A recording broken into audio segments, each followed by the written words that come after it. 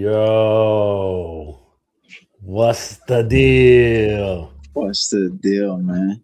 You already know what it is. Ladies and gentlemen, thank you for tuning in. Boxing Rush Hour Show, live edition, hosted by Zachary Ochoa, Abe G. You already know what it is. We appreciate every single one of you guys that comes in and rocks with us each time that we go live. And boy, do we have a show this week. It is jam-packed with stuff. But before we get into any of that, Zach, what's popping while I go and promote this thing on X here? Everything's popping, man. Just living life, enjoying myself, keep myself in shape just in case I gotta, get in the ring real soon. Feel me? What's going on with you, Abe? Oh man, I'm here, man. I'm here doing the daily grind. FightsATW.com is it's got some stuff going on. We cranking. I got a Jarrell Miller feature that I'm about to post here in a little bit, and some other stuff. And yeah, man, we just trying to put a little our little footprint in the game. You know what I mean? And Feel me? straight independent. We don't have a multi-million-dollar person funding our situation. So we just doing what we do, baby. Yeah, that's right, man. We ain't pocketing $7 million. Yo, check. You see my Tyson hoodie. You feel me? Yeah. It's great. We ain't planning, but I got a nightshade hat on just because that's where we grew up at. But my boy got a New York Giants hat on. You feel me? All day, every day, regardless of the situation, I'm rocking with them. They got Jim Harbaugh now.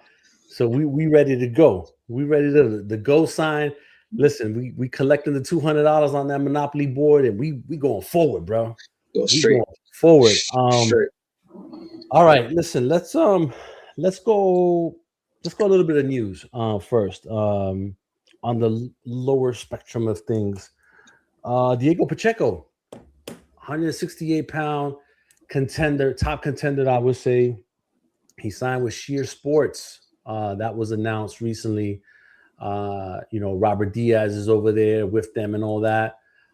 He was with the Benavidez crew for a while, but now he ventured off on his own, and he's now with Sheer Sports. They got a few guys. The McKennas, I think, are over there, and a few other guys. Shane Mosley Jr., I think, is over there. So they got some. It's a Southern California thing, if I'm not mistaken, outfit. But this is good for Pacheco now that he is on the doorstep of a world title fight. They're talking about maybe, him against a few of the different other guys. And Billy Shiraz, maybe Resendiz if that Magia fight doesn't happen. Like, there's a bunch of different options there, but Diego Pacheco, new representation. What you think? I like it. I like this. It's not like you said. I like how you say it, the outfit. I love that. It sounds nice. It sounds like some Sons of Anarchy shit. It's nice because it's not something conventional. It's different. You got the Shane Mosley Juniors, you got Pachecos, you got other guys that are getting opportunities. It's almost like I want to see the dark horses have their chance. It's almost like, those guys, even though Diego Pacheco's undefeated fighter and everything like that, but some guys, they're not in the light yet until they get the opportunity. And a team like that most likely is gonna get that for him. Yeah, and I think I think the timing is right, because he's about to get a big fight. So right now is the perfect time to do that, so that he can get the best situation for himself and his family. And he got a small family, baby and a wife and all that. So Okay. good for him that he's got that going on. Let me see. On other news, Javante Tank Davis is still on the run. I shouldn't say it like that, but he has Run! Don't stop running, bro! Don't stop running! Don't stop running! No, I'm kidding.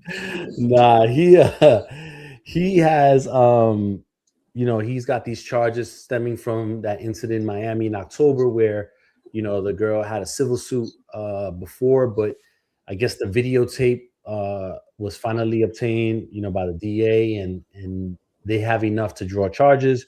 So they went, to go look for him. They hadn't gotten him.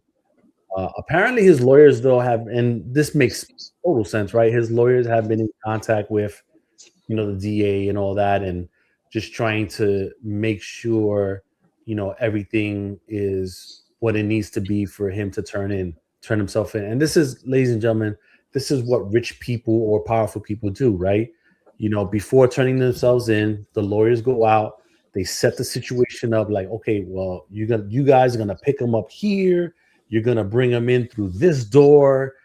He's gonna, It's only right. It's only right. He's gonna process, and then once he finishes process, we're taking him right out the other door, and until the court date or whatever, So they gotta discuss all those things, what the charges are, and if there's any deals on the table, like all those things have to happen. And so I think right now he's just waiting for all of that to get cleared up, and then he'll turn himself in. Because now that the marshals are involved, because he has houses in different states, now they got to really ramp it up and get all that ironed out, and then he'll turn himself in, and then they'll figure out what's next after that. Yeah. When it comes to like something like that, when it comes to Gervonta, I'm more of like, if it has something to do illegally or anything like that, when it comes to people's personal life and stuff, I don't really touch into that too much. It's just I wish the best for both sides, whether the female, something really happened, or whether Gervonta, they're trying to frame it like something really didn't happen or whatever. But I hope it comes out positive on both ends, and no harm is done. You feel me? I don't want him coming out of a place and cops trying to arrest him, bang his head on the floor, shoot him or something, just because. But he's chill. Gervonta's chill. Just he's going through his stuff, and I wish him the best. And I hope everything works on both sides for real. Yeah, no doubt. Hey, listen, everybody that is tuning in now, if you want to jump on the show, make a comment, ask a question. The link is on the comments on the YouTube page at ABG Boxing.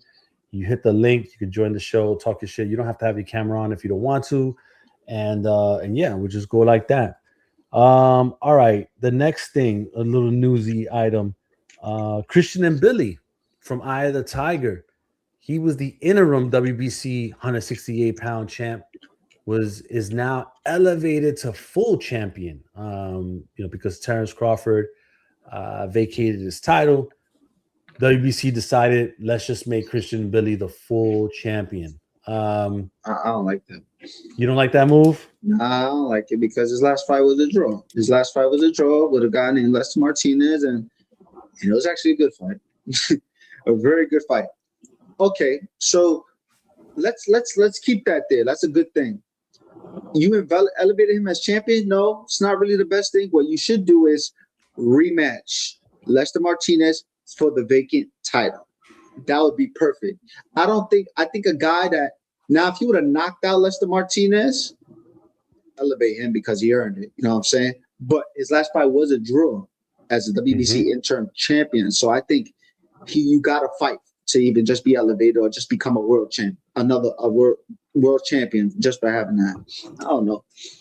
Yeah, listen, everything that you described should happen in theory, but I'm here to tell you that it probably won't. It will not. And also, you don't elevate a guy to become world champion, even though he has the interim belt, when his last fight was a 10-round fight.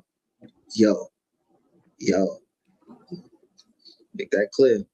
Last round was a 12-round fight. I mean, a 10-round fight. So, come on, Zach, you're starting to make too much sense here. Stop it. Know. But listen, this is the other thing, though. I sat back and I was thinking about this. What does this move mean, right? Not so much for Eye of the Tiger and Billy. Listen, I'm happy for them. They got what they want and everything else. Excuse me. I feel like this is the WBC trying to lure in Canelo Alvarez for a fight.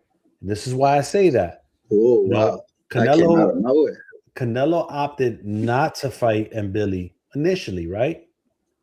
He had the interim belt, nothing really at stake. Okay, now Mbili has a belt. So now there is something at stake. Now Canelo has to look and see, okay, who do I have out there now? You got Mbili. You've got who's the other champs? I'm drawing a blank here. I'm gonna pull it up here. You have Oh well, Tennis Crawford already retired. You had Shiraz. You got Diego Pacheco. yeah, but these guys aren't the hold on, I'm pulling it up right now. Oh, you talk about the belt holders. Yeah, so you got Resendiz in the WBA. The WBO is vacant, which it looks like that might be Pacheco and Shiraz that will fight for that. The IBF is vacant, which looks like that might be Iglesias and they were saying the number 7 guy, Silligan. So you have potentially a slick Cuban southpaw. Canelo is not fighting him. You got Mbili, who has a little bit of a traditional style, not really a mover, is going to be there in front of him to bang. Then you possibly have the younger Pacheco Shiraz winner. If Shiraz wins it, I mean that's a hard fight for Canelo. And then you have Resendiz, but Resendiz is going to fight Munguia. Now, if Resendiz wins, maybe that's a better option for Canelo. But I think that's where Canelo is at. Stylistically, the Mbili fight makes more sense for him, and he's a little bit more battle worn than the other guys. That's true. You're absolutely right. You did Resendiz, great opponent for Canelo, great champion, good fighter. If he beats Munguia. If he beats Munguia, that's gonna be tough. I see him fighting Mbili. Mbili. Yeah, and so I think that's, and another thing that you have to consider is that Turkey loves him some Mbili. He loves some Mbili. So if his boy Hamza Shiraz doesn't come out victorious, then it might be Mbili. But if Hamza does come out victorious, I think that Canelo fights Hamza. Even if he doesn't want to fight him, he will fight him because that's who Turkey wants. Sheesh, damn. And Canelo's in the back saying, fuck that shit. Yeah, basically. All right. In other news, Tyson Fury, the Gypsy freaking King, is back. The Gypsy King. Netflix announced April 11th, Fury versus Arslanbek Makhmudov. They're going to fight April 11th on Netflix. For those that don't know who Arslanbek is, he recently beat Dave Allen last year in a fight that he was the betting underdog, and he won a unanimous decision. He's kind of been all over the place. He's fought a lot on top-ranked cards. He's from Eye of the Tiger over there from Canada. Camille and Stefan and them over there. And, he's had some really good performances. He's had some not so good performances. Yeah. But this isn't an easy fight for Fury. The guy is 6'5", big dude. If you go on his Instagram, dude is wrestling a fucking bear in the snow. Wild stuff. Wow. But it's gonna be a tough fight. And I commend Fury for taking this type of fight because at this stage of his career, he can't be going, all the way down to the number 30 guy and fighting him. Nobody's paying him for that. They're paying top dollar. You got to fight a really good opponent. And I think that this is the best opponent out there, even though Andy Ruiz would have been a good opponent too. But, Arslanbek got the call, and he's fighting Fury April 11th. Talk to me, Zach. What are your initial thoughts on this fight? I want to come back to what you said, as in it's good that Tyson Fury is fighting a guy like this, because he doesn't get anything fighting a guy that's like 30 or anything like that and stuff. And I don't know if you noticed, but the reason why is because he fought Francis Ngannou, which had no boxing experience, right? And went the full 10 rounds with him because he didn't take him serious and everything. And when you fight an Ngannou and then go in with one of the greatest pound-for-pound fighters of this era, Usyk, and you get a split decision with him, guess what happened? You could have beat Usyk if you would have just fought in your fight before him, a real fighter. Think about it. You go from fighting great guys, good guys, even a Chisora, good guys, everything. And then you fight somebody who don't even got no boxing experience, and then you go and fight Usyk, and you got a split decision with him, but you lost. You know why? Because the fight before that was just too easy and just too simple. It was like dumbed down. You understand? Very bad strategic move from Tyson Fury's team with that Ngannou fight. Probably made big money, but he could have probably beat Usyk. That's why they took the second fight with him, because they thought they can get it, but Usyk already calculated everything. This guy is really good for him, because when Anthony Joshua does come back, because now I have confidence that Anthony Joshua might just be coming back because he's releasing his demons in boxing, which I'm happy for him. Then him and Tyson Fury get it on. Yeah, and that's the thing. You made a great point there. The Fury fighting now in April against Makhmudov is the best situation to get him ready for that Joshua fight. Yes. If they end up doing that, I've really believe that Joshua is going to fight again. I just think that he just needs a little bit of time right now. The only thing is, though, and tell me about this. Joshua not getting that tune-up, not getting the fight in between, and going straight into the Fury fight. How does that affect him? The same way it affected Tyson Fury when he fought Ngannou and then fought Usyk. It's the same pattern. You understand? You fight a guy with basically no fights, which is called Jake Paul, and then you go and fight Usyk. Go and fight on Tyson Fury. It's the same thing. Anthony Joshua will get another fight. He cannot go into his next fight straight against Tyson Fury. I don't know, man. Unless he's locked in. Unless he's locked in. Or fuck that. Tyson Fury and him just go straight forward. They don't even need a tune-up. But this is what's happening. So I don't know, man. It's hard. Let me ask you this. Do you think, what if they put Joshua on that April card with Fury? Think that's too soon? Yeah. So too soon. Who's he gonna fight?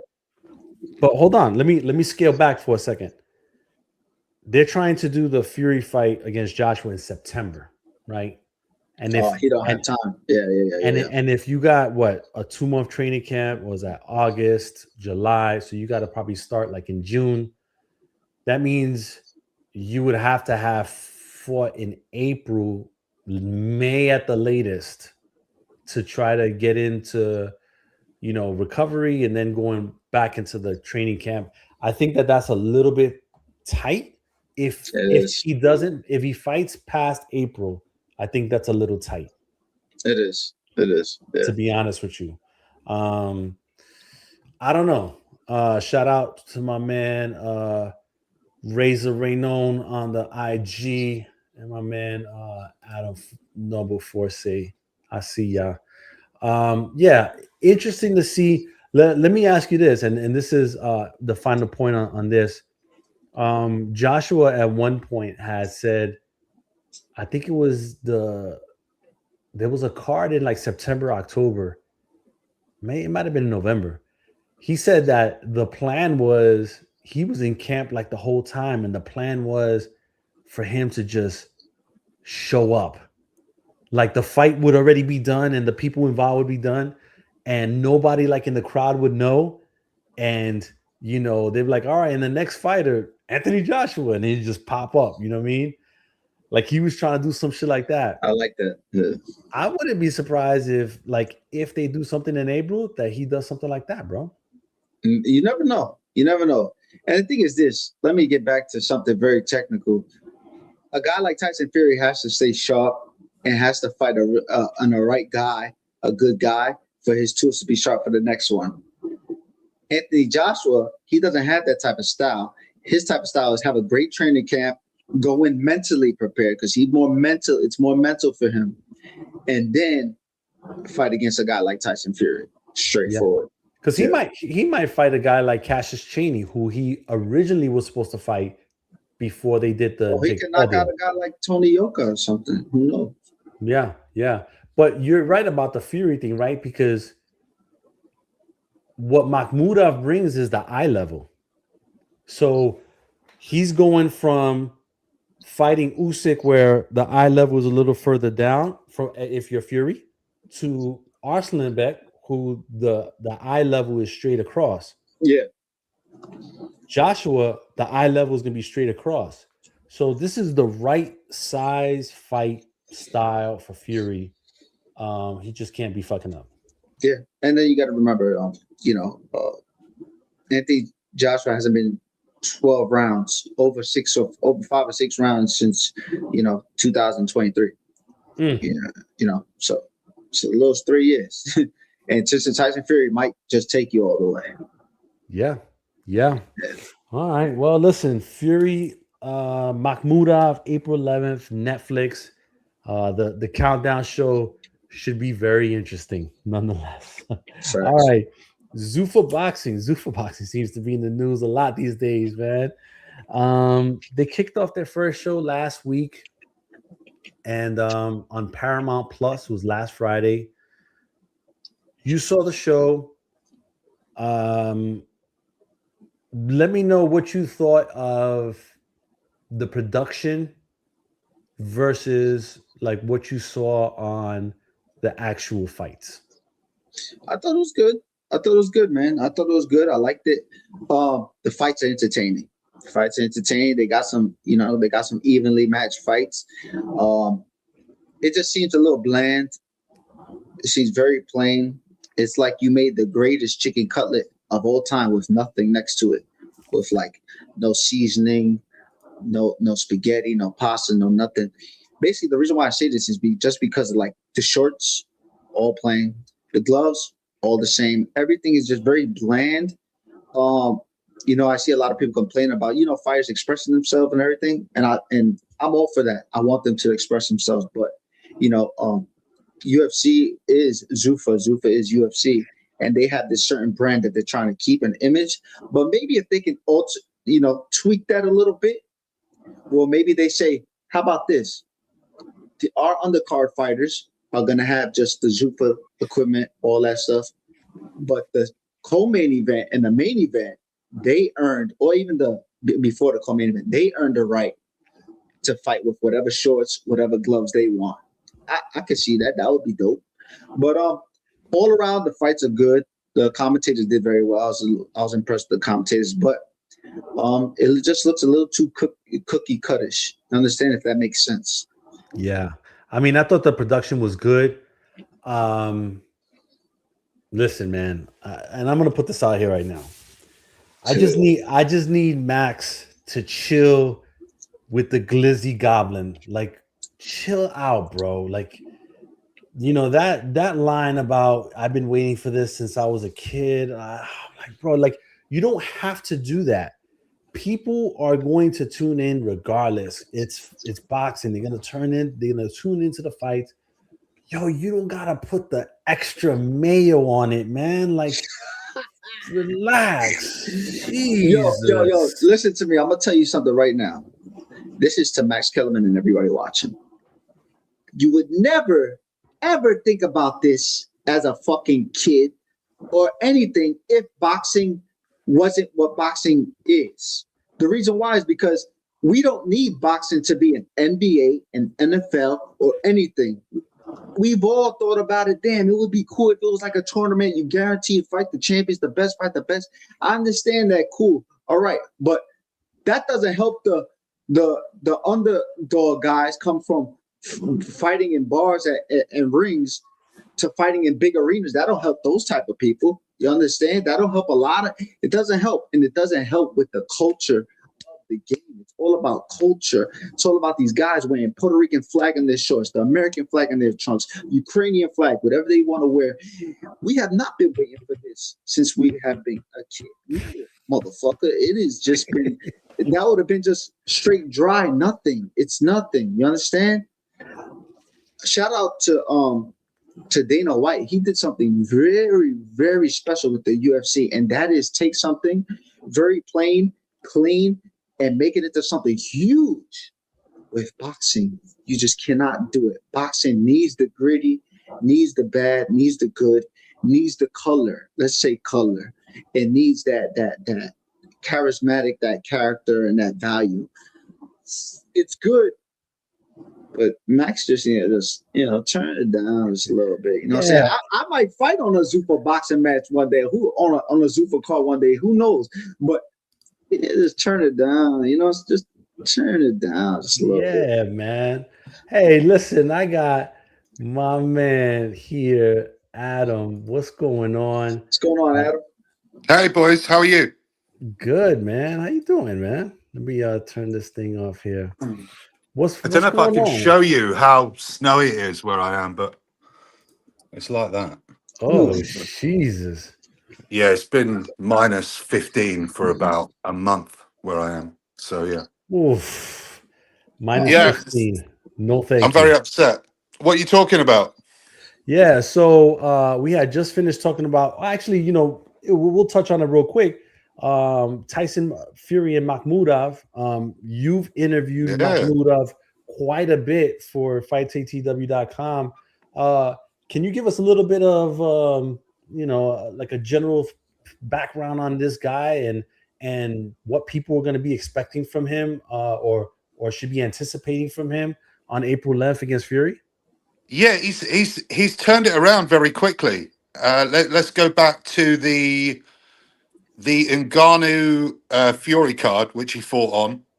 There's been so many of these big cards, and then he got beaten by Ajit Kabayel, which a lot of people had him as the favourite. He got beaten quite convincingly as well, and then he had a tune-up against some nobody, and then he got knocked out pretty bad by Vianello, didn't he? Yeah, on the Top Rank show. Yeah, and from what Camille and what his trainer Mark Ramsey said as well, it's all on the interviews, so it's all out there. But they were sort of half thinking, are we going to carry on with this guy or not? They were a little bit disappointed that he sort of just become too reliant on that big right hand of his. And look at him now; he's going to be a very rich man. He got that good win against Dave Allen, which I thought he'd win quite convincingly. And yeah, Netflix coming to the UK. Yeah, who knows? He's definitely got a chance. No one really knows what to expect from Fury. So yeah, he could be right in there. Yeah, and look, I think you had mentioned it as well in the story that he, for the Dave Allen fight, he switched his style a little bit. Kind of boxed more and didn't rely on that big right hand to get him the win. And look what it got him. Yeah, his team behind him have been going on at him about that for a while, from what they've told me. And you can check out the interviews, obviously, on your website, Abe. But yeah, good for him. Yeah, nice guy, interesting guy. They're quite sarcastic, these Chechen gentlemen. They have quite a good sense of humor, which is quite surprising when you look at them. You wouldn't want to bump into them in a dark alley. So yeah, it's a good fight. I think it's a great fight. Yeah, I don't know. What do you think? This is a better fight than Andy Ruiz or not? I was just telling Zach. I like the Ruiz fight, but I think that if he's gonna fight Joshua in September, that from an eye level perspective, I think this is a better fight because Makhmudov is 6'5". You know what I mean? Yes. So he's gonna be looking across at him, not looking down at him. Yeah. Now, when it comes to the physical part, that you're on with that, but it would have been good to fight Ruiz because it's like a story. I'm fighting the guy that beat you the first time, and then you fight, so it's all intertwined. That's the reason. I just want to tell you, that's the reason why Usyk wants to fight Deontay Wilder, because he knows Deontay Wilder's not the best, but he's still intertwined with the whole story of the previous heavyweight division of the era in the past 10 years. Yeah, no, that makes sense. It makes a lot of sense. Adam, while we got you here, we was talking about the Zuffa card. Did you get to see the Zuffa card last Friday? Yeah, Okay. I did. I watched it. Oh, yeah. So what did you think? And for people, just to give a little context, Adam, he commentates fights. He writes about them. He's dealt with all facets of the sport of boxing. So, from your opinion and from your experiences, what were some of your thoughts on the production and the makeup of the event, and aside from that, the fights themselves? Okay, so overall, I think I'll give it like a low 7 out of 10. Okay. For everything, I thought the fights were really good. I thought they were well matched. The commentary was a bit weird. All that Roy Jones Jr. stuff, comparing everyone to Roy Jones Jr. That was a bit odd. It was a bit brown nosy, wasn't it? That was disappointing. There wasn't a lot of atmosphere in the arena, so that brings it down a bit. But in terms of the quality of fights and the fighters they had on the show, I thought it was like a 9 out of 10. I thought from a boxing standpoint, I thought it was really good. Yeah. Let me ask you a question. What is brown nosy? That is like the greatest thing I've ever heard. Is it like your nose in somebody's ass or something? Like what? Yes, that's exactly it. Exactly right. You've got it spot on. Yeah. Yo, that's I love that. Yeah. And so now, listen, we're moving on to the Sunday show. They have a show on Sunday, so it's Zuffa 02.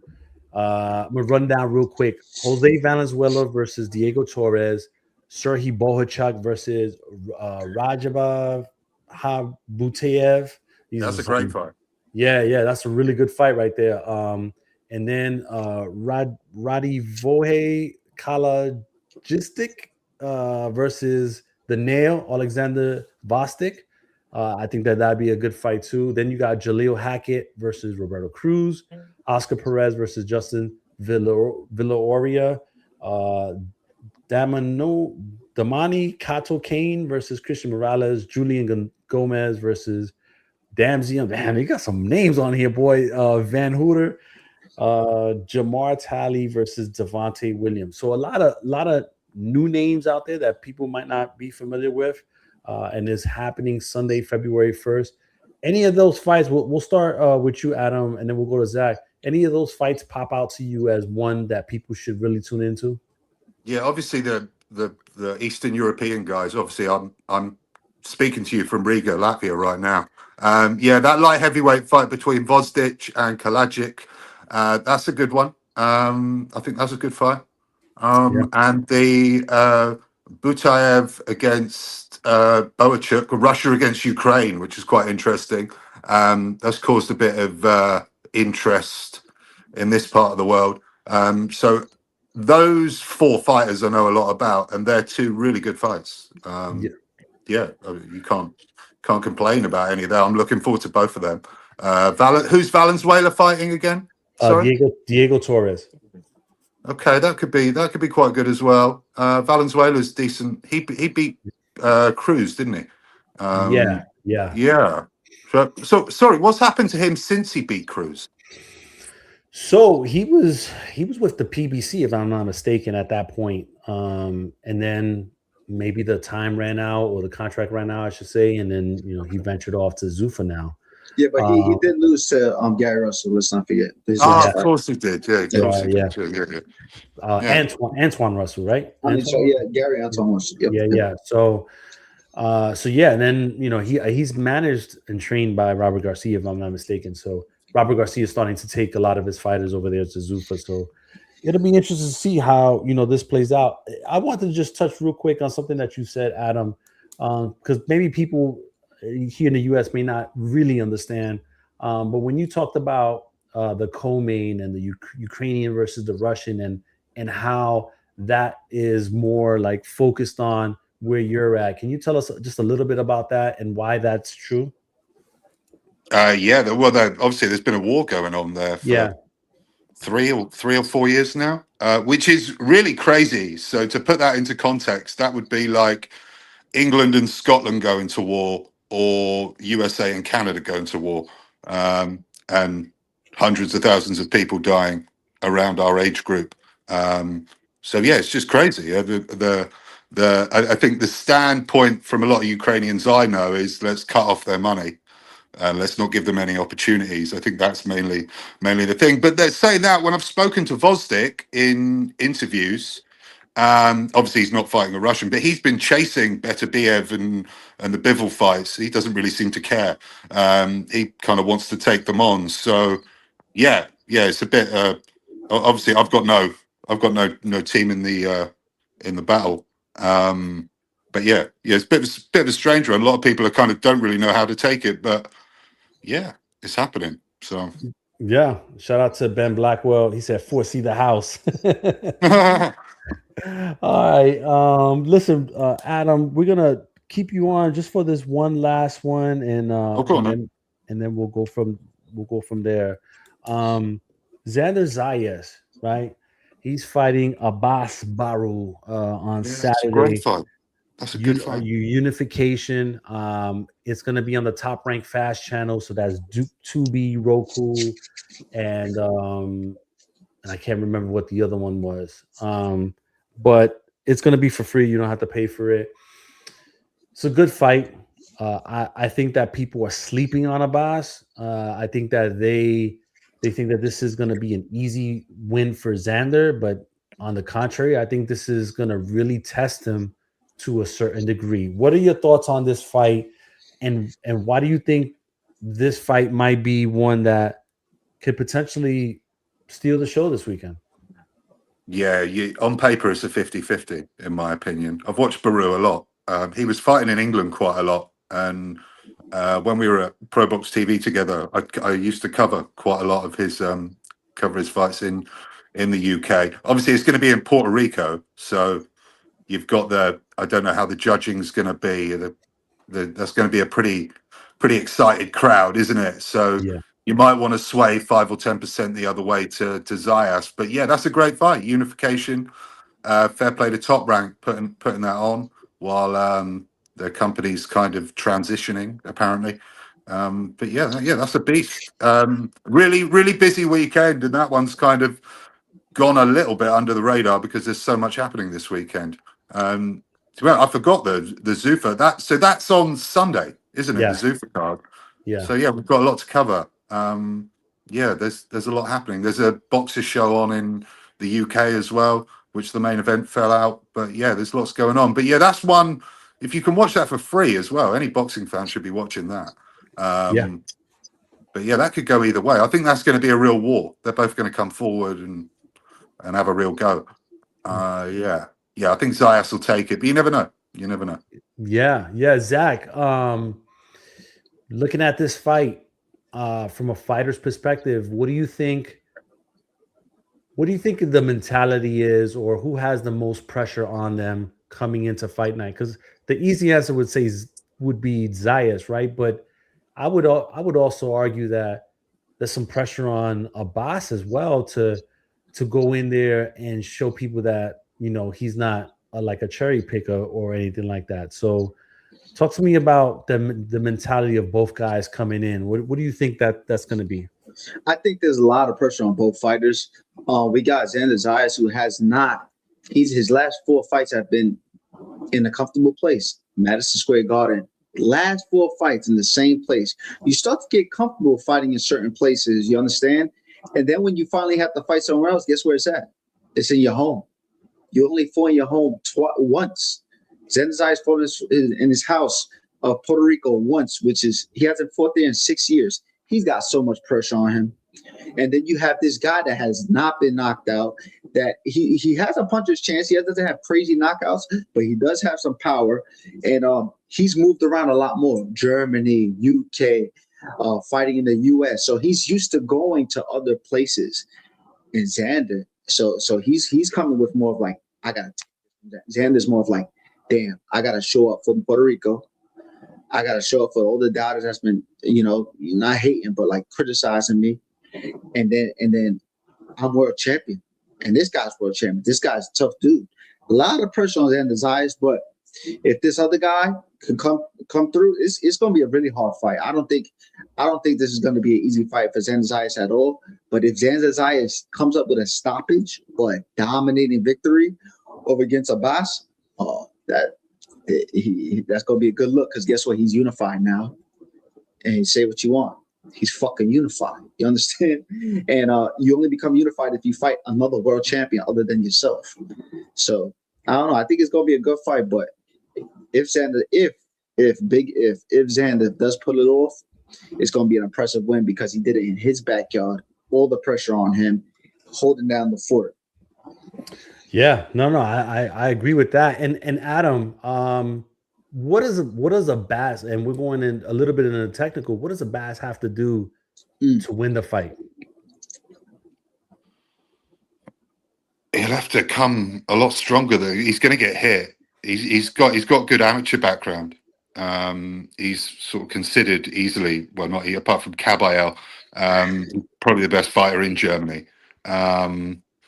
But yeah, he's going to have to give it everything. He might need a knockdown or two in there. He's going to have to bring the best performance of his life to bring this unification home. There's also isn't this like the first unification in Puerto Rico for so many years or something? So there's that going on. I think the only thing that could work not the only thing, but one of the key things that could work for Barou is, everyone in Puerto Rico is only talking about this fight in Puerto Rico. They're probably not looking at the Lopez fight, the Zuffa card, all these other things. Everyone's probably just talking about this. So yeah, in terms of media he'll have to do this week, and people he'll have to see, and everyone will want to talk to him. Barou will just be able to fly under the radar. He'll probably go to his hotel room, go to do a little bit of working out, whereas Zayas is going to have probably 70% more media responsibilities and other responsibilities. There'll probably be some sort of like charity thing where he wants to give back to his community, all those sorts of things. So he might be a bit tired on fight week. That's a great point. Yeah, you two are Puerto Rican. You'd know better than me. So. Yeah, no. In Puerto Rico, I fought in Puerto Rico, and it is a tough place. Everybody wants to get you on camera and interviews. It's tough. And imagine being a world champion. So he's got to mentally prepare for that. Yeah, and Zach, what does Zayas have to do in the fight to beat Abbas? Because Abbas is coming through the front door regardless. He don't care. He's coming through the front door. So what does Zayas have to do? Zayas has to not move around too much, use his jab, circle around in angles, and go to the body a lot with this guy. And then after the fourth round, start landing some really good headshots on him. Good left hooks to the body, come up with a 1-2, and start jabbing. And keep jabbing that jab on him all day. And then try to catch him with a nice uppercut, because Abbas, he likes to go like this sometimes, catch him with a nice uppercut between there, and a left hook to the body. Straight up. And he throws good hooks, Xander. So he can catch him. He can catch him big time. Yeah, I think also with Xander, he has to resist the temptation of being in the pocket too long. And getting that temptation from hearing the crowd going crazy and everything. He's got to resist that. Can't stay in that pocket too long. He got to move. He got to do what he did in his last fight, the last few rounds. And he's got to do a lot more than that, but he's got to be in top shape. And because Abbas is going to come right through the front door, and he's going to apply that pressure, and Xander's going to be moving a lot. If he doesn't hit him with some stuff that's going to get him his respect, then he's gonna have to rely on his legs throughout the whole fight, and it's gonna be tough. It's gonna be tough for him. But I think in the end, Xander gets the decision. I just don't see this going as a stoppage. No. Yeah, I think this is a Xander decision, and then figures out what they're gonna do after. I know, Adam, you said Xander for the win. And Zach, what are you thinking? Yeah, I think Xander can outbox him and pull up a good fight. It might not be the prettiest win, but it's gonna be a win, and he's gonna be unified. But Abbas can come up with an upset, or it can just be a draw. To be honest. Okay. All right. Listen, Adam, before we let you go, you want to plug in anybody that you're working with as far as companies and all that, or socials or whatever? Go. Yeah, this never works. No one ever follows me. But I suppose just my name. You can see my name, Adam Noble Forsey, with a hyphen in between Noble and Forsey. Don't forget the And hyphen. I'm the only person with that name on the planet, so it's quite easy to find me. You can go on there and retweet all the stuff I do for Fights ATW, please, and share that with all your friends. And yeah, check out Fights ATW. It's the future of boxing journalism. That's where you got to go. There's not a lot of good websites out there at the moment that aren't compromised, I should say. So go to Fights ATW and check that out. There's some good writers over there at the moment. You've got loads of good people on there. You've got all the wrestling stuff on there as well. So yeah, only go to Fights ATW. If you're going to read anything in German, go to Box Sport Magazine, and that's it. There you go. Thank you, Adam. I appreciate you, man. Thank you, Adam. I'll talk to you soon. Take care. Goodbye. All right. Goodbye. All right, and then Adam's cool. He's cool, man. Yeah, like man. Guy. Shout out to my man Zenon Balderas over on Instagram. I see you, father trainer of Carlos Balderas. All right, let me see. Let me remove him. Yep. Okay, there you go. All right. Let me see here. Boom. Let's put that back up. All right. So we did Xander and Abbas. Let's talk about the big one. The big one that is Shakur Steve. Oh, wait, hold on. Before we go, I just want to give everybody, before we get into that one, what the odds are for Zayas and Abbas. I'm meant to say that. Here we go. So Xander right now, minus 425 favorite. Abbas is plus 300. Zayas by TKO KO is at plus 475. Zayas by decision is at minus 200. This is all from DraftKings. The draw is at 1600 plus 1600. Abbas by TKO is at plus 1000. And Abbas by decision is at plus 475. Damn. Okay.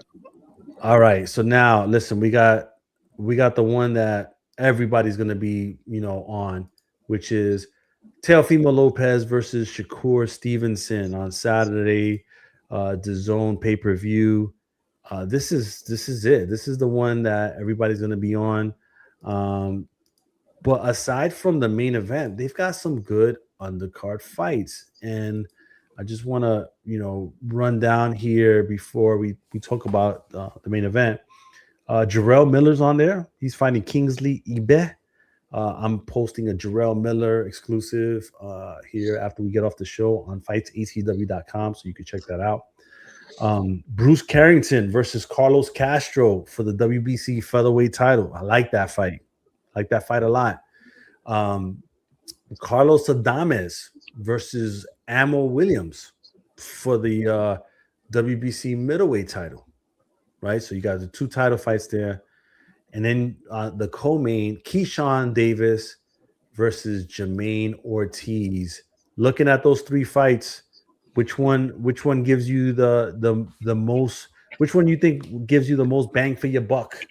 Jermaine Ortiz versus Keyshawn Davis. Yep. Yeah. Keyshawn fighting at 140, hasn't fought in a while. Jermaine Ortiz has been on the other side of some questionable cards.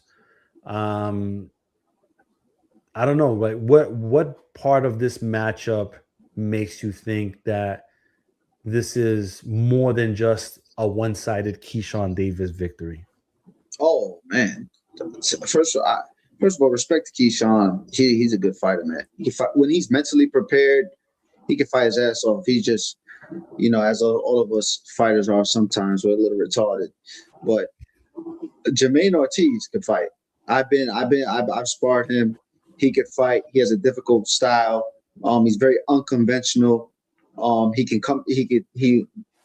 get into the fight with angles, and he's not such a light puncher. His record doesn't really like reflect his power. He doesn't have devastating knockout power, but he does have some thud on his punches. Obviously, he's been in the ring with some of the top guys, so they had to have respect to his power somehow if he didn't get knocked out fully like that. But what Keyshawn needs to do is stay focused, lock in, stick to the game plan. He has a new team. Hopefully that's great for him. And if he could just stay focused and lock in, he could do very well against Jermaine Ortiz because Keyshawn has a lot of good tools. But Jermaine Ortiz, he has experience, man, and he's been around the block. So this is a really good fight for Keyshawn Davis. For him to even take a fight like this coming back from a long little layoff and everything, shout outs to him. Shout outs to him. Now, do you think it's too much new things going on with Keyshawn? New trainer, new manager. Like, is it too much, all at the same time? It can be, but if he didn't have a new trainer, new manager, or anything, he wouldn't be fighting. His ass will be on the shelf. So he's got to stay mentally prepared, lock in, and focus, bro, because you got a really, really tough fight on your hands, big time. Yeah, I mean, for me, it's the Bruce Carrington Carlos Castro fight. I really like this matchup. I think that Bruce Carrington is like on the verge of really, being somebody in the sport, not just from a tri-state area perspective, but from more of a national, international perspective. Yes. This is going to be his moment in the big room at the Madison Square Garden. There's probably going to be close to 20,000 people in there. This is his moment. He talks about Shoe York and all that. This is the moment where it's the right place, right time, right fight, right situation for him. And if he wins, listen, this could put him in a great position for a bigger unification fight. So, it's Bruce Carrington, Carlos Castro for me. It's Keyshawn Davis versus Jermaine Ortiz for Zach. But this all falls under the card of Teofimo Lopez versus Shakur Stevenson. And before we go into that breakdown, I want to get into the odds right now. The betting odds currently. Let me see. And this is on DraftKings. Where is it? I just had it. Okay, here we go. So right now, Shakur Stevenson is the favorite at minus 330. Teofimo Lopez is the underdog at plus 250. Teofimo by TKO KO is at plus 750. Teo by decision is at plus 450. Shakur by TKO is at plus 700. Shakur by decision is at minus 210. So odds makers are leaning towards Shakur Stevenson winning and winning by decision. Shout out to my man over at Underverse Network on Instagram. What do you think? First of all, before we get into what each has to do, what do you think about this matchup? And before you answer that, I want to put into your mind now. Matthew Aguilar wrote a story for FightsATW.com this morning. It was a great story, probably one of the best that you'll read this week. And he talks about the last major fight at 140 at the Madison Square Garden big room was Roberto Duran versus Davey Moore. Okay, and we all know how that went down. And it's funny because he talked about how Duran Davey Moore was like a co-feature for Ray Boom Boom Mancini fight in South Africa. And Boom Boom got hurt. And then, Duran and Davey Moore pivoted and they ended up going to the Garden. And then the rest is history. Does the Teofimo Lopez versus Shakur Stevenson fight give you the vibes of one of the best 140-pound matchups in this era. In this era, sheesh. In this era, most likely, yeah, most likely. Before everything, I just want to say, when are they fighting? They're fighting January 31st, right? Saturday. January 31st, Brooklyn will have a new world champion, Shushu. It's bro. If you want to make some quick money, put like $1,000 on Shushu. And I'm not saying this because I like him, he's my boy and all that. There's no way he's gonna lose this fight. He will become world champion, and I'm gonna be very proud of him. His father, great man. They're all vegan. It's crazy. This fight right here with Shakur Stevenson and Teofimo Lopez does have the ability to match these big fights, because these big past fights from the past, like you said, Roberto Duran, all these guys, Davey Moore. The reason why is because Teofimo Lopez, he's a star in boxing. He's a great world champion, has done so much in the sport. And then Shakur Stevenson, he's one of the top guys. You know, they had a list of stats who've done more. And from the paper, it says Shakur with the champions in different weight classes and stuff. But for me, it's Teofimo did more. You understand? He's done more than Shakur Stevenson. So for these two guys to fight each other, Shakur does not want to fucking lose. He calls himself the next Sugar Ray, the next, I remember I saw him fight, and he said, I'm the best, and everybody was booing. He said, I'm the next Sugar Ray, I'm the next Floyd, and everybody was booing. Guess what? He's here right now. Shakur can fight his fucking ass off. And that Cepeda fight he had was so impressive. But is he going to really try to scrap? Once he finds adversity, is he going to try to scrap, or is he going to go to, I got one thing, I can press this button called cruise control. Boop, move around, bat, slip, bat. And Teofimo, I chase him, I can't do nothing. You saw in the first 2 rounds I was on, then he just started moving around. Or does Teofimo Lopez come out different? Or maybe change the dynamic of the fight. Maybe disrupt Shakur Stevenson's rhythm. But to get back to what you were saying, sorry, I went off. Yo. This fight is big. This fight is bigger than what people really think. This is a really, really big fight. Both these guys are big names. This is a big fight. It's almost like, it's not as big, but it's like the Devin Haney, Ryan Garcia fight type of thing. Those guys. You understand? It's like that. And I tell you, they advertise. Eddie Hearn is saying that it's going to be a sellout. Amazing. It's got to be. So anybody that's questioning the matchup, the audience is speaking. The audience is speaking, right? They're speaking on. Listen, they're buying the tickets. They're showing up. Oh, Newark is going to be in the building. Don't like knock that. Oh, Jersey's going to be there. They will be there, and that might be a little dangerous. You feel me? It's gonna be good thing. Yeah. You know what though? This is what I would say, and shout out to my man Revo, because we always talk about this. If you were to tell me he was at the Barclays, I'd say let's double up on the security. But for me, like, shit never really goes down in the Madison Square Garden for one reason or another. The big room, shit don't go down in there. Maybe because they got like a precinct, like a block away. Maybe because the cops live there, bro. Yeah. I fought there. I've been there many times. The cops live there. Ain't shit happening. Barclays? Oh, you get away with murder. Everybody having a great time. Everybody having a great time. But I'm gonna tell you something right now. You were saying, bring it back to what you were saying before of one of the best 140 bouts of this era. It is, but I just have a little stank away from it because this is Shakur's first fight at 140. Yeah. He hasn't proved himself yet.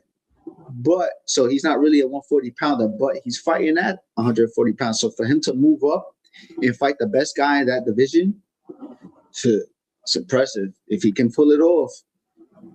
And see, this is the other thing I have to look at, right? Shakur is an unbelievable fighter, generational talent. On his resume, he's got some really big wins against really good fighters.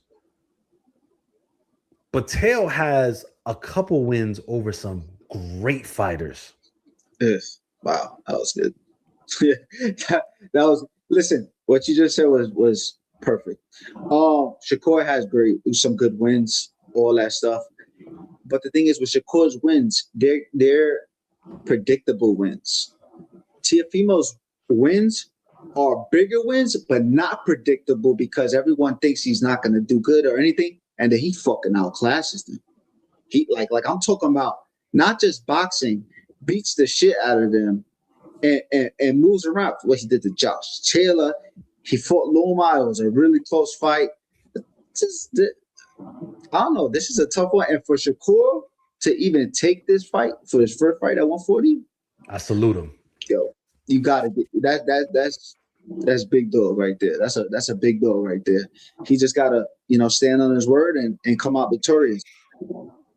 Yeah. Now, if Teo comes out victorious, it's gonna be and this is the other thing. Teo. Listen, people can say what they want to say, but that's a smart motherfucker, man. Like everything is calculated. Everything is on point. There was like a lot of videos of him kind of, doing stuff or whatever, like on the lead up, right? But if you look at it, a lot of that stuff, and these guys are, smartening up, a lot of that stuff was pre-recorded, recorded during the time that they were doing press events or whatever. And then slowly but surely they release them as it gets closer. Because there was a picture of him with Keith Conley. And so like, the other ones, you saw him clean shaven, but this one, he had like a full beard and a goatee and everything else. I'm going to tell you something right now. Teo could say what he wants, but he's preparing for the fight of his life, or he has prepared for the fight of his life. Do not get that fucked up. He knows exactly what's at stake. He knows the type of competitor he's facing. He knows who Shakur Stevenson is. You're not going to tell me for a second that he's not taking this as the biggest fight of his career. Because if you say that, not you, but for people, if you say that, you're lying. Yo, and you hit the nail on the head. You know why? I think a lot of people underestimate Teofimo, but guess what? He knows that if he wins this fight, he has now everything he's ever wanted. And I'm not talking about belts, championships. He's done all that. But he has not been respected. He has not been looked at as a superstar. You understand? At all, period. Because of certain things, personal stuff and everything like that. Himself. So what's going to happen is this. I'm not saying it is. He wins the fight. He gets everything he wants, superstardom, all that, top dog, everything, because of boxing. Not because of who he is, not of how his remarks in and out the ring, because of boxing. And he knows all it takes is just one win over Shakur. He's the man on top of the world, bro. I'm talking about you put him in the top 5 pound for pound type of shit. Like serious, but it's not gonna be an easy task for him at all. And on the flip side, go ahead, flip side. You got Shakur. You ain't gonna tell me that Terrence Crawford hasn't been there with him, kind of like, and moving around with him. You can't tell me that Andre Ward hasn't been calling him, hey, this is, I see this, or, Shakur sent him some footage. Oh, okay, well, you're doing this, or, I studied the tape on Lopez. This is what you got to do, whatever. And these are things that have happened already in the past. For this fight, I think it's enhanced even more. I think those guys, and being in that company, how do you not elevate to the next level when you got legendary dudes in your corner seeing the things that you're not seeing, and you improving on those things when it matters. So, Shakur, he coming in with his own thing, you know what I mean? Yeah, big time. And I like what you said. He's got a lot of people supporting him. Floyd might even hit him up. You understand? There's a lot of people that are behind Shakur and want him to do well. He's with James Prince. James Prince once had Floyd, once had Andre Ward, once had a lot of these people. He's guys. he's got a good team and stables behind him. But at the end of the day, Shakur himself is the driver, and he's the one that's going to be doing his thing. That motherfucker's locked in, bro. Yeah, he's locked in. But guess what? On the flip side, like you said before, Teofimo, he ain't got nobody.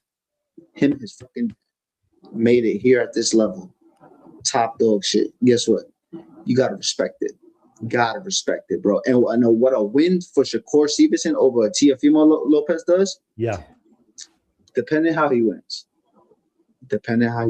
If he goes around and makes the fight, I don't want to say boring because boxing is boxing, but if he doesn't make this an engaging fight and put a stamp on that win, it can tame him. He's gonna win. Yeah, he's gonna win easy. My little brother just called me, yo, who should I bet on, man? I'm putting 500 on it.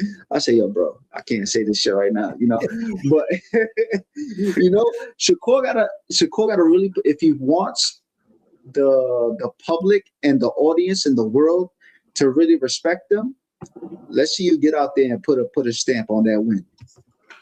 This is the one, right? This is the fight that Shakur needs to get that stamp and to go to the next level. They both need this fight big time. Now I want to say, talk to me. What's going down? What you thinking? Talk to me. All right, this is the thing. I don't like the way you started that. See? No. See? All right, so what happened was what had happened. And I'm gonna speak, for Shakur, and then I'm gonna ask if you can speak for the Teo side. I think for Shakur, for him to win, first of all, he needs to hopefully his hands stay intact, because he cannot afford his hands to be damaged in any part of this fight, because that'll be bad for him. If he can remain healthy, Shakur, I think that the adjustments within the fight is going to be key for him. And he does that. His mind is ridiculous. So he has to be able to make the adjustments when necessary and not overthink the fight. Teo's going to give him some weird angles. He's going to give him a lot of different looks. Shakur needs to stick to the basics, stay behind that right jab.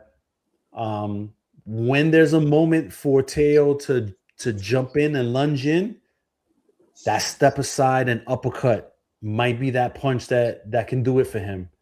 I also think that he needs to keep the fight outside of mid-range.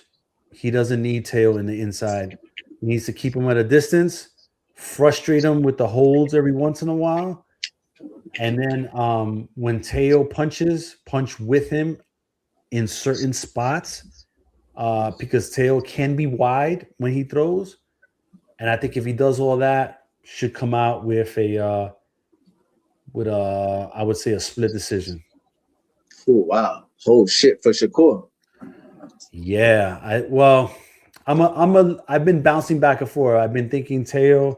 I've been thinking Shakur. A close fight. Yeah, basically a close win by Shakur.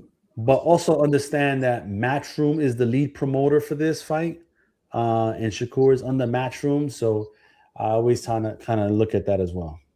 I like that. Yeah, what you said was key, especially with the hands.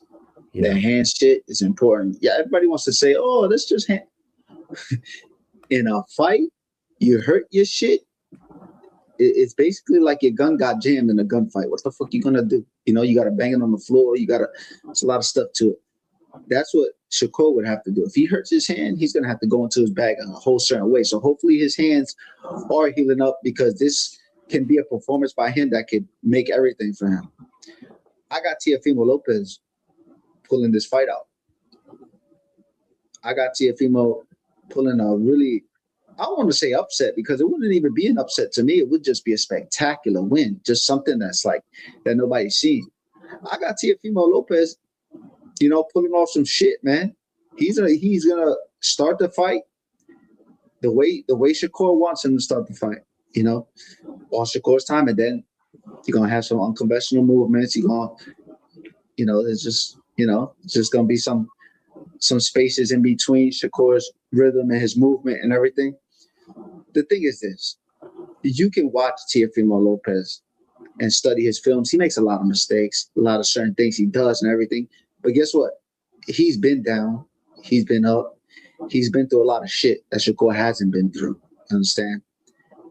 And you have to study him on that. Shakur, you know what he's bringing to the table. Sharp shooter and looks great on the inside if you don't hit hard. Teofimo Lopez, it's a little hard, I think. And Teofimo Lopez, what he has to do is disrupt Shakur's rhythm. If he disrupts Shakur's rhythm, Shakur's in for a long night, and it's going to be a difficult fight for him, big time.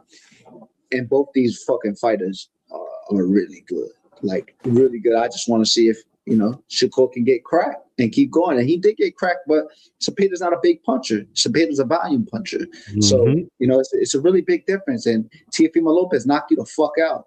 You know what I'm saying? Richard Kami, all that. So you got to watch out. It's going to be good, man. But, I'm going for the Florida boy, Tio, man. I got it. Yeah. And that's the thing. Like, I say Shakur by split decision because just looking at it from perspective of who's running the promotion and because there's a version of me that thinks that Teo takes it by split decision, right? And so I'm kind of like in the middle, man. It's hard. It's a very hard decision to choose, but I'm going just by not by everyone else is going to say and by what you're going to see on paper. Of course, Shakur's going to outbox him. I'm going against it. Let's see. Teofimo, he has the experience, he has the power, he has the speed, he has the timing to disrupt Shakur and make it a really bad fight and pull out a win. And Shakur, obviously, he has all the skills to make it an easy one-sided fight. I don't see him winning no close fight. I see him winning. If Shakur wins, he's winning a one-sided fight. He's not winning a close fight. If it's a close fight, Teofimo is the one that's going to win it. That's what I can say.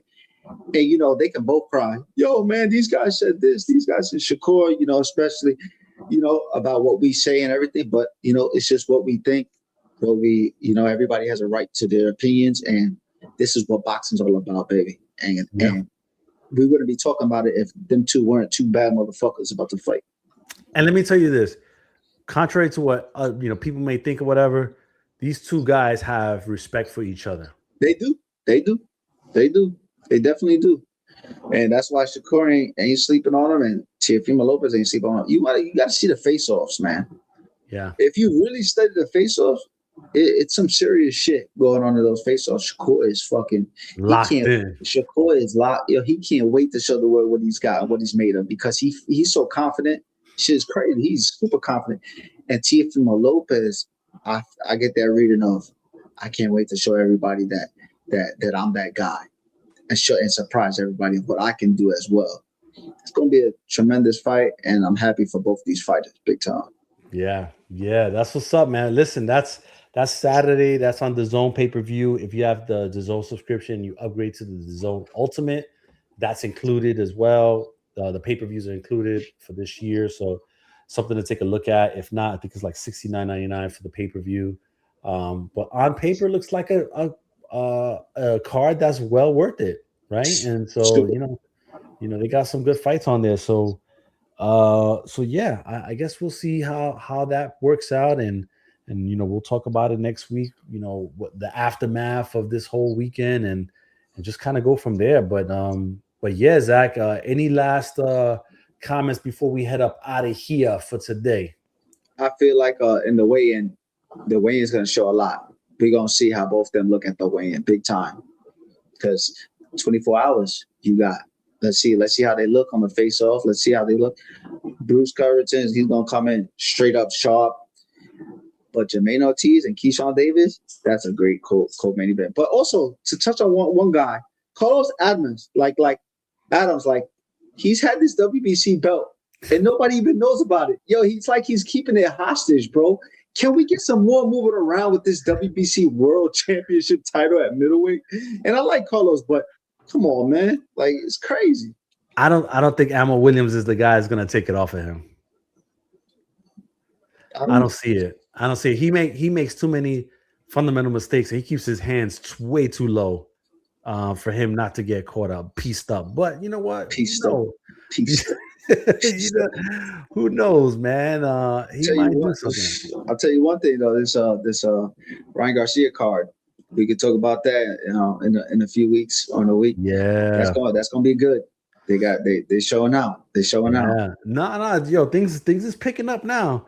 Things is picking up, and then we still got Zerto and Benavidez on Cinco de Mayo as well.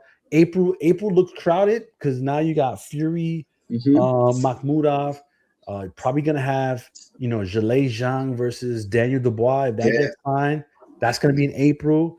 Moses Atuma, I think he's gonna be fighting at the end of March. A lot of really good fights coming up, man. So shit's picking up. Yeah. And before we close out, Andy Cruz and this guy. Oh yeah, we did. I'm sorry, we didn't touch on that. Let's touch on that real quick. Listen, I'm gonna tell you guys something. Both great fighters. I know this guy says that Andy Cruz doesn't punch hard or anything like that, and you wouldn't have gone 12 rounds if he didn't have just a little bit more pop. If he didn't have a little pop, you understand? Shout out to Andy Cruz. He works hard. He works hard, bro, and he's a very respectful, humble dude. And Raymond, he's just he got it. Yeah. Let me tell you something. Raymond Murataya, he did it. If you've never seen him fight, you'd be like, oh man, this guy is so good, right? But I've seen him fight before, and I'm not saying that he's not good. He's always been good, but he was like gun shy and just been in a lot of like bad fights. And but on Saturday, he went from here to here, bro. Big.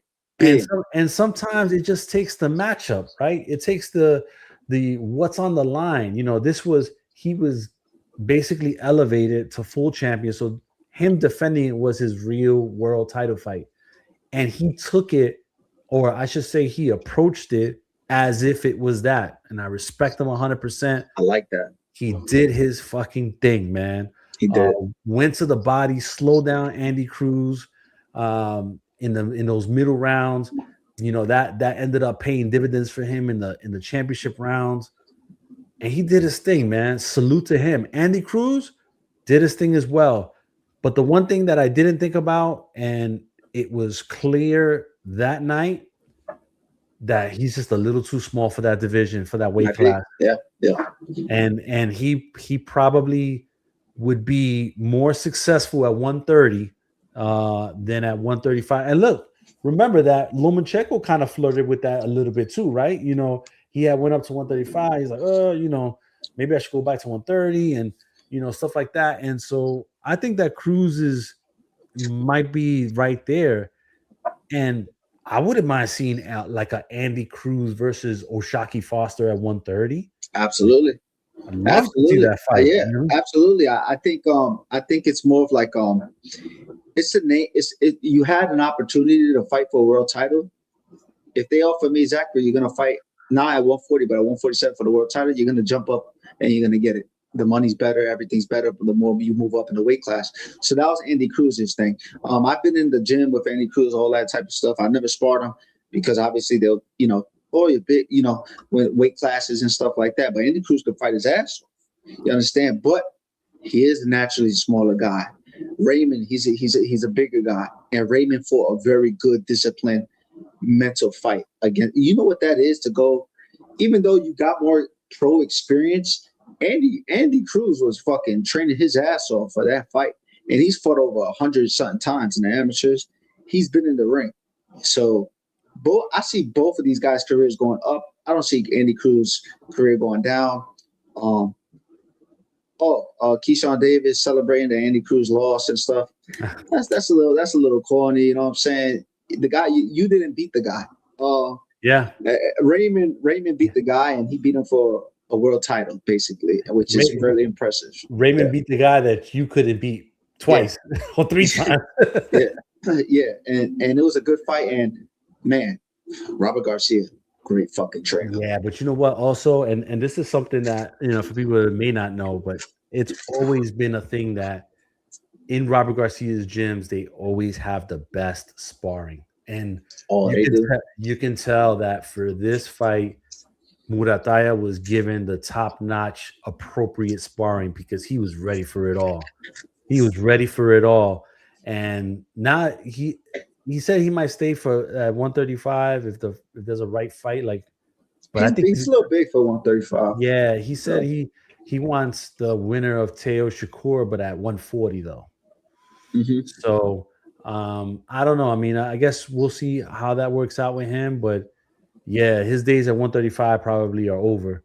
I don't know if he has the same success at 140. The guy's a little bigger over there. So we'll have to see. But yeah, shout out to Raymond Murataya. He fought his ass off, and he earned every bit of the respect that he got after that fight. Big time. It was Battle of the Braves, and Raymond won. Yeah, man. So, all right, listen, we're gonna get out of here, man. Zach, where can they find you? Nowhere. I'll see you guys soon on the next ATW, the Boxing Rush Hour show. Shout out to my guy Abe. Enjoy the fights this week and tune in, man. That's what's up, man. Listen, fightsatw.com is the website. At Abe G Boxing is on YouTube. If you haven't subscribed, please subscribe over there. Hit the bell so that you know when we go live.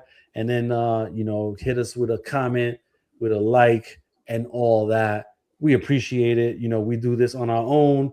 We're not funded by anybody. But if there's anybody out there that wants to join the show and get some money behind it, we're more than open for that. Definitely message me at AbeG718 on X or on Instagram. We appreciate y'all. Enjoy the fights this weekend. Make sure you have all 4 of your TVs up so you can catch it all. That's right. That's right. Hey, no fire stick boys this time. You heard? No fire stick boys this time. Let's get these fighters paid a little bit. You understand? But I will say this I will end it with this. The timing should be right because, and we didn't even get into this fight, but we'll have to boogie anyway. But Bakram Murtalayev versus Josh Kelly for the IBF junior middleweight title. So don't sleep on Josh Kelly, by the way, guys. Just saying, don't sleep on Josh Kelly. We've seen him vulnerable before, but he's coming to fight, and he's got some skills. So let's see. But just to put it in context, Bakram is the guy that that beat down Tim Tszyu in October 2024, and then you don't have to say it like that, bro. I'm just saying. I like Tim Tszyu, man. Come on, I like Tim Tszyu. But he beat him down, like he busted him up.